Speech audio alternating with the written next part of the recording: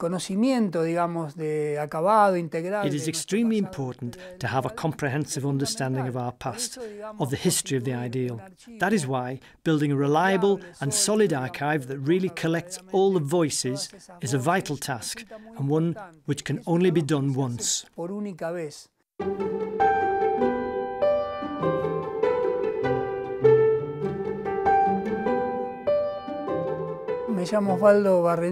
My name is Osvaldo Barrenechea. I'm from Argentina. I'm a volunteer and I met the ideal as a Gen. My background is in history. I'm a member of the General Council of the movement, as Councillor for Dialogue with Contemporary Culture. The questions we can ask about the past can and do change. Each generation asks new questions of that past. What doesn't change is the past. The General Archive of the Focolare Movement stores tens of thousands of documents. They include handwritten texts, speeches and letters. There are photographs, audio recordings, videos and films, as well as objects that document the beginnings of the movement and its developments.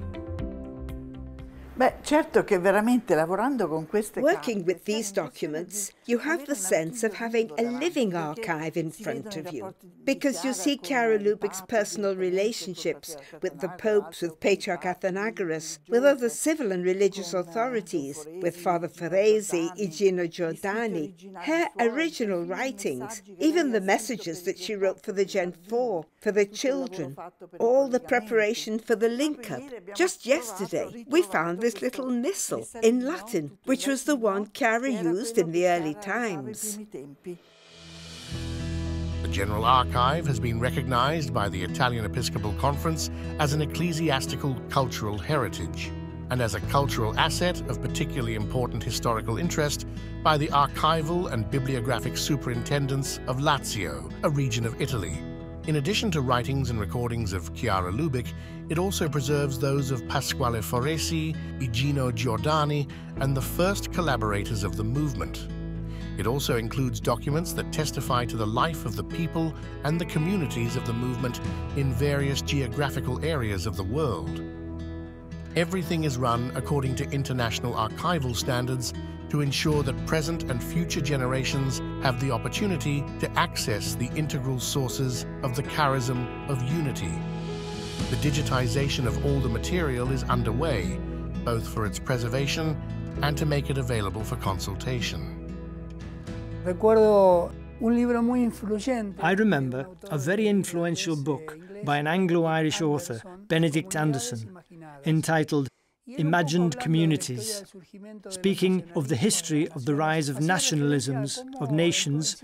He referred to how, to justify a present moment in which nations had to consolidate, the past was somehow manipulated.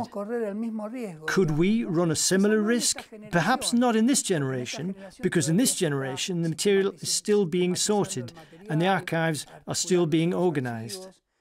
But nothing can guarantee that if we don't do this job well now, future generations might emphasise some things Chiara said, ignore others, and build a narrative that could be much more like an ideology than a charism.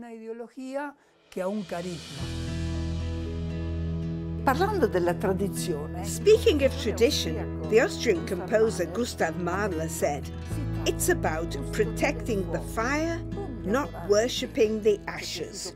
We really like this. It reminded us of what Chiara said about the reports she received from all over the world.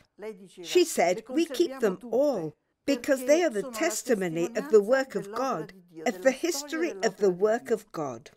So just think, having all this material in hand, the statutes, the writings, the films and videos, it's all a heritage that will help us to remain faithful to the charism. When I do not say a Christian, but when a man or woman locks the key to memory, he or she begins to die. Please, memory. In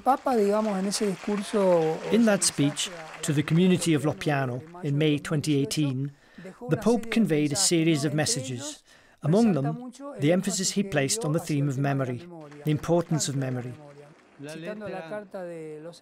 Quoting the letter to the Hebrews, he spoke of recalling the former days and of reigniting in our hearts and minds the fire of the experience from which it was all born. So it seems to me that, looking at it with a historian's eye, the key word is the verb reignite, because it is not about a past that is in our minds, in our hearts, that we go to evoke with regret or as something nostalgic. It's not about this. The verb that comes to light is about reigniting. And what does it mean? Exactly what we think, about permanently making that past current. Now, we have a heritage preserved in those archives of Chiara, and she has spoken about many topics. Some might say that in today's postmodern culture, it is difficult to understand, because we might say that Chiara taught us in a different cultural context. But she has provided us with many keys of interpretation that, when well analysed and studied, can give and do give answers for the present moment. I think that they are gateways to enter into a dialogue with contemporary culture, which just need to be discovered and then try to find answers. The multimedia heritage has been preserved since the beginning of the movement. However, to make it accessible, a lot of work is still needed. Allora, con tutto questo materiale che abbiamo, so with all this material that we have, and which is in great demand, both from professors and students, including many from within the movement, so as to make it available, we must first organize it with lists, with descriptions. We need to connect the speeches to the photos, the films and the videos, so that everything is available. Just imagine the amount of work involved. To tackle this task, we need people, we need skills and financial resources.